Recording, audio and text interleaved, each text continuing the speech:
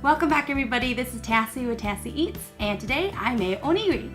And onigiri is traditionally a Japanese dish, and a lot of times what they would do is they would mix some stuff with rice and they would form it into a triangle shape, or they would do it into a traditional ball, and then they would just wrap a part of it with the seaweed wrapper.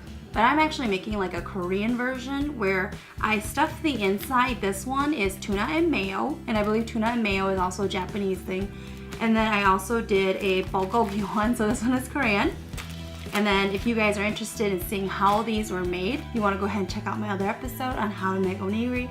And I did do tuna mayo, and then I also did bulgogi. Now, what I wanted to dip with it, it's going to be sriracha.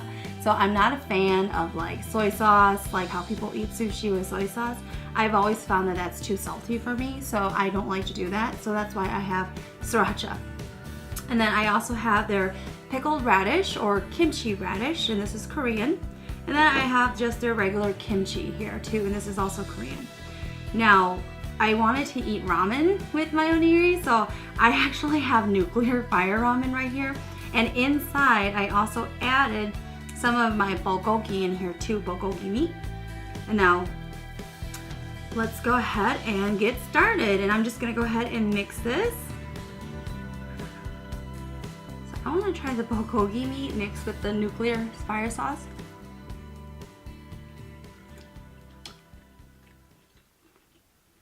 That's good. It's spicy. So I really want to try the tuna mayo one first. And when you guys, if you ever get this, this is actually, it comes in a package. I'm going to show you guys. It comes in a package like this. And there's also a larger one. I have a 40 count bag as well. So what you do is when you open it up, inside of it, you're actually gonna see these are all individually wrapped. So these are all individually wrapped, and then you have to form the triangle shape, and then you just basically wrap it around it. And so for this one here, when you guys have it wrapped, what you do is there's a little arrow. Step one, you pull it down. So you just pull it down, and it does go around to the back. Okay, so it comes right off. And then you take it, all right, so now there's a line in here where it actually exposes the seaweed. So then you take the plastic here and you just remove it, leaving the seaweed in place to the rice. All right, so you just remove that, and then you remove the other side. So the reason why they did this, and then when you get it out, you know, just fold it in again to form its shape.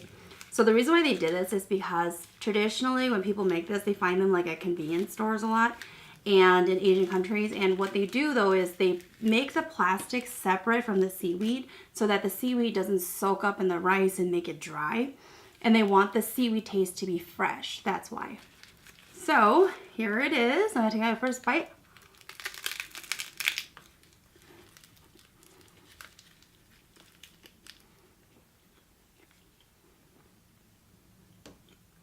Did you hear how crispy that was? This is really good, tuna and mayo. And I know some people, what they do is they cook the tuna on the stovetop. This is just a can of tuna. And I mix it with Japanese mayo. And for the rice, I put a little bit of salt and sesame seed on there.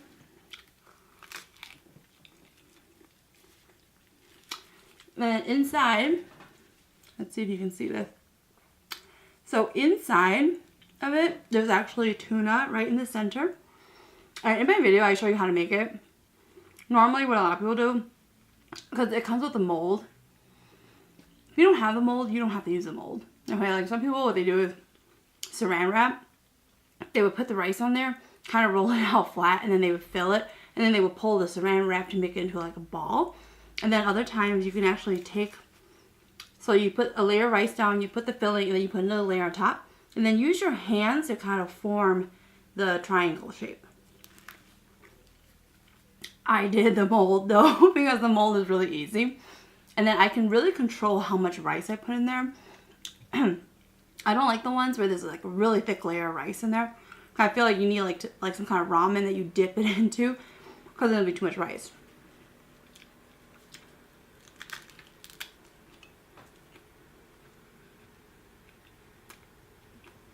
want to dip into sriracha.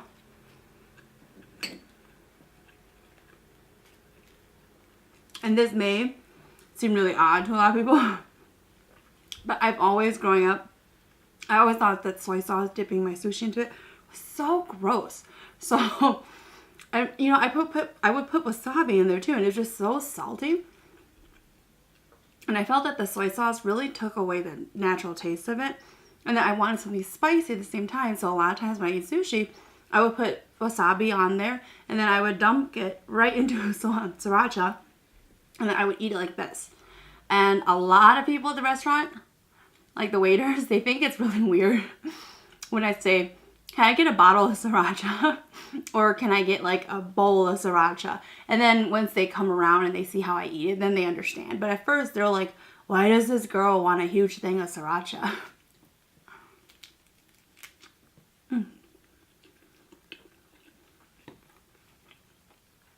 Don't knock it till you tried it. It's really good because they give you the spicy kick. And the flavor isn't as overpowering as soy sauce. But, you know, sriracha has a garlicky taste to it. So you will taste that.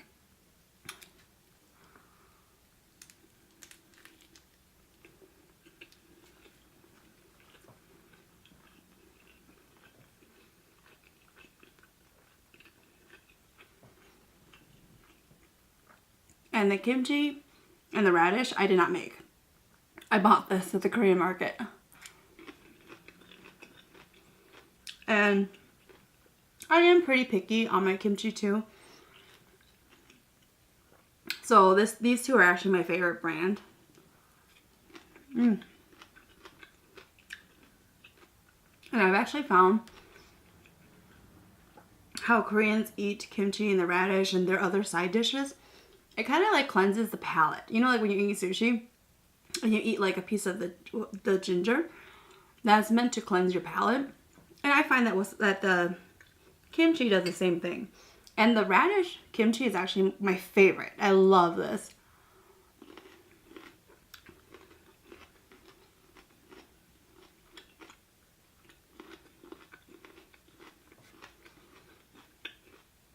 I actually prefer it over regular kimchi, but I think it also depends on how some like sometimes if you go to restaurants and it's kind of bitter, it's because it hasn't fermented long enough. But when it's been fermented long enough and you get it at a restaurant, it's really good.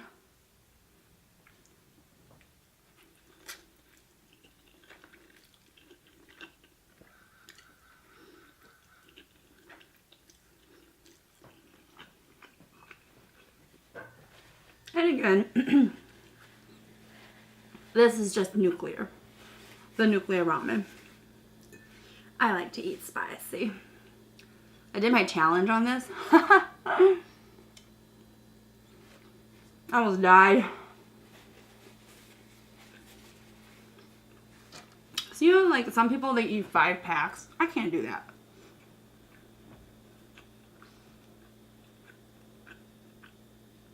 And the challenge, you're not supposed to drink anything or eat anything to help you. I almost died.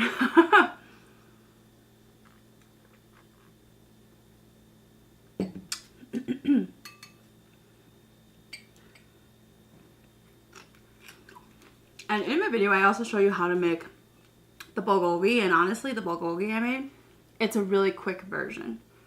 So, you know, I understand that not every market is going to have like thin cut beef flank. So if you don't have like those Asian markets where they actually have them pre-cut, and I've mostly only found them in Japanese or Korean markets.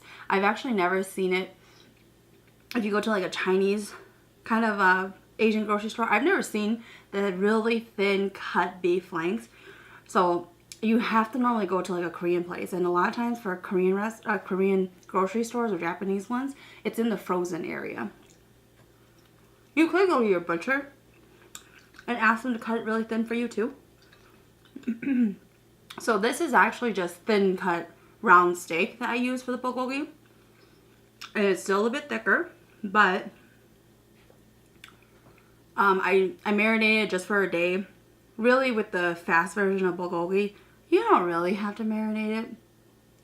I mean, I understand that traditionally they do for like at least a day, and they actually grate a pear. So when I'm making like real bulgogi, I do grate a pear and I grate the onion in there. But you know, like the kalbi, the Korean short ribs, those I believe you need to marinate, or else the short ribs, they tend to be a little chewy and rough and tough to pull apart. So that's why I honestly believe you need to marinate those. But for bulgogi, I feel like it's something you could just make so quick. Marinate maybe like 20 to 30 minutes, and then you're good to go. Just cook it. Excuse me here.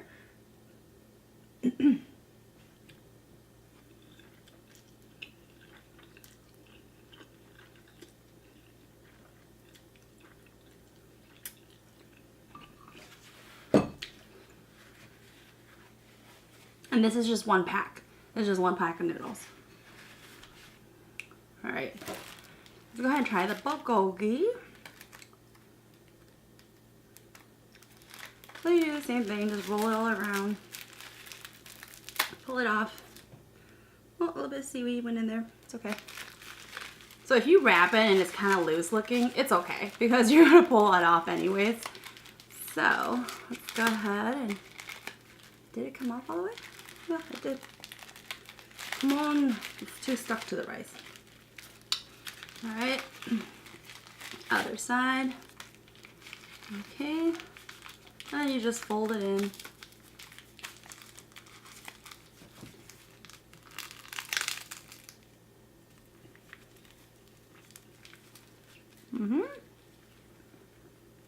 Big pieces of bulgogi in here.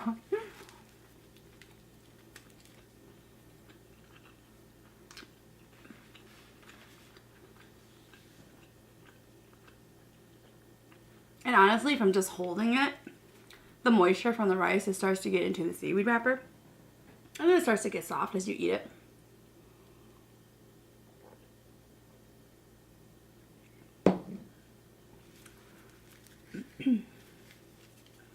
Let's see. How am I gonna dip it in there?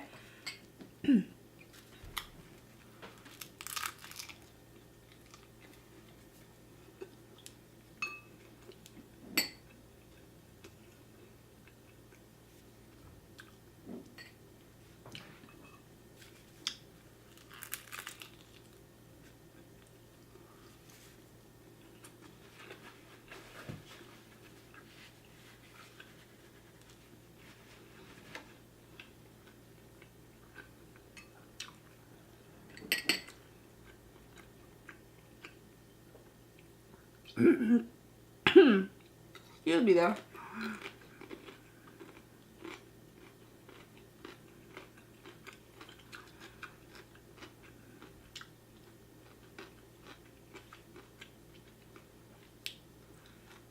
I want to eat it with the noodles. How am I going to do this? I'll just take a bite.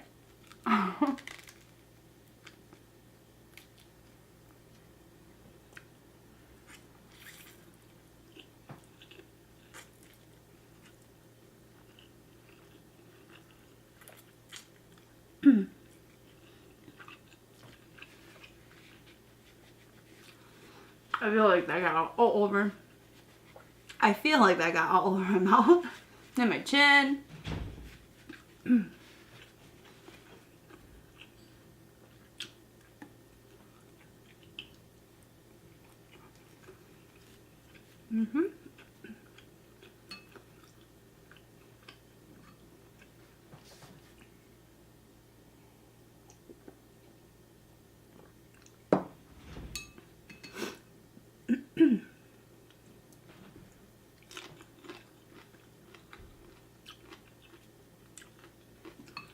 And people love to eat these onigiri because they're so easy to just grab and go. And it's got the meat, it's got the rice.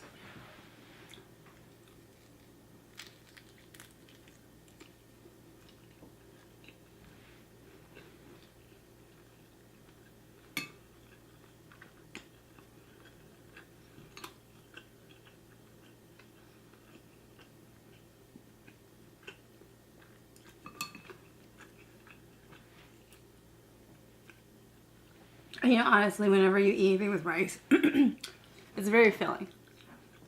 So they're also pretty affordable. But we don't really have these here in Minnesota. I haven't been to an Asian grocery store where I've actually seen these to go. So if there's anybody who lives in Minnesota, in the Twin Cities here, and you've seen it, let me know. Even like the kimbap, the Korean rolls. I know like in Korea they have those at like gas stations and stuff. We don't have that here either. Excuse me. And I think it'd be really cool if like, cause you know, we have so many Korean grocery stores or markets and even the Japanese ones. Yeah, if they actually did that, you know, cause like that's something like I would go out on my lunch at work and out of my way to go get, because I would crave it and I don't want to go into a restaurant and have to order it. It would just be nice to pay something cheaper and just go and grab it.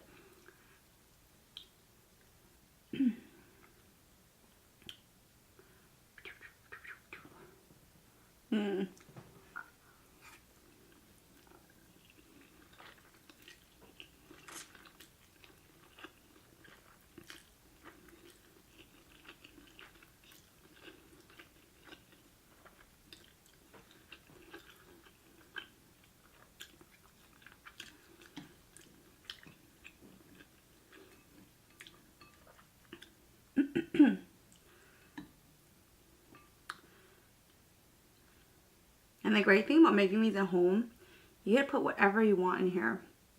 And you can stuff as much meat as you want. You see now, the seaweed wrapper has gotten softer and more moist, so it doesn't crunch and break apart easily.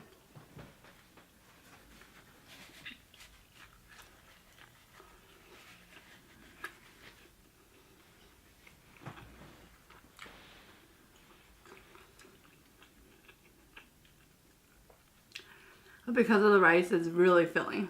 I'm getting pretty full now.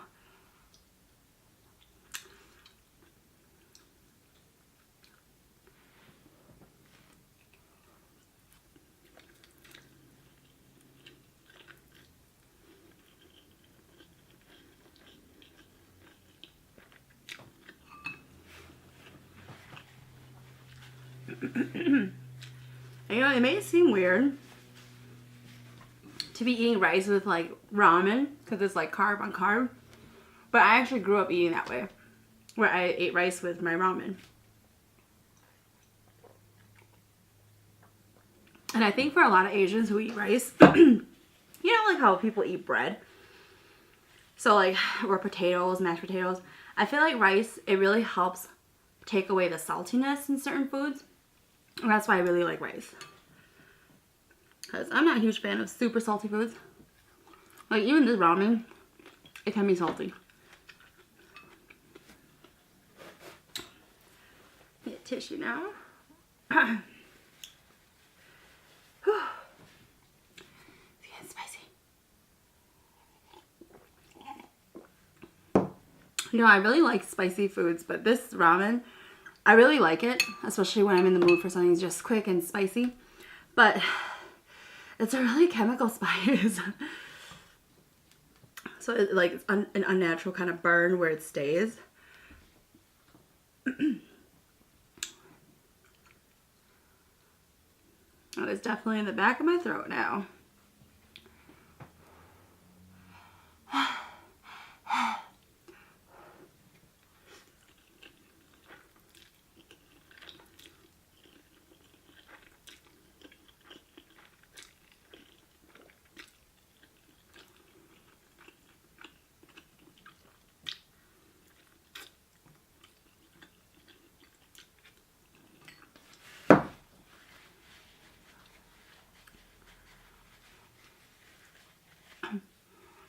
I have to go to the mall after this, so before I go, I better check to make sure I have no orange around my mouth.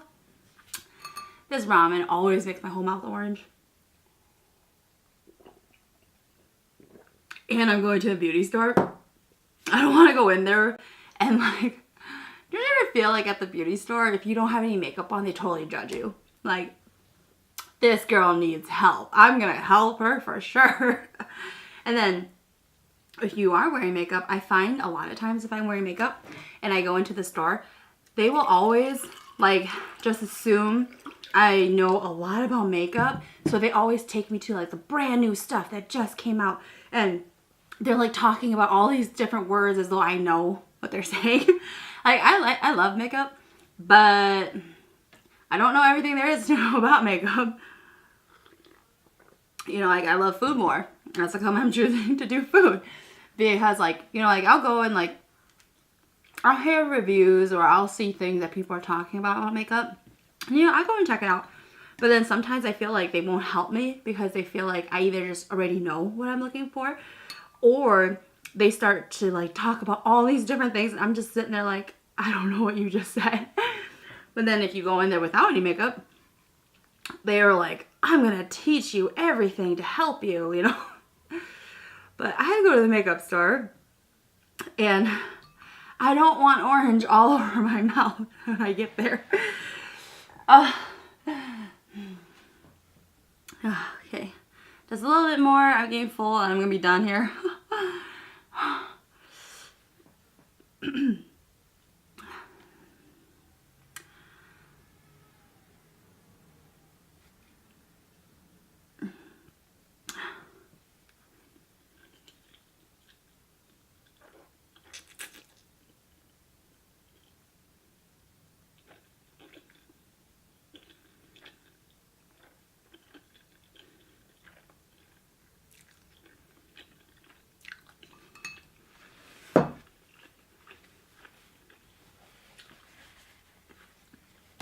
Okay, I'm full. I can't do anymore. I'm gonna grab a piece of the meat. Alright guys, thank you for watching another episode of Tassie Eats.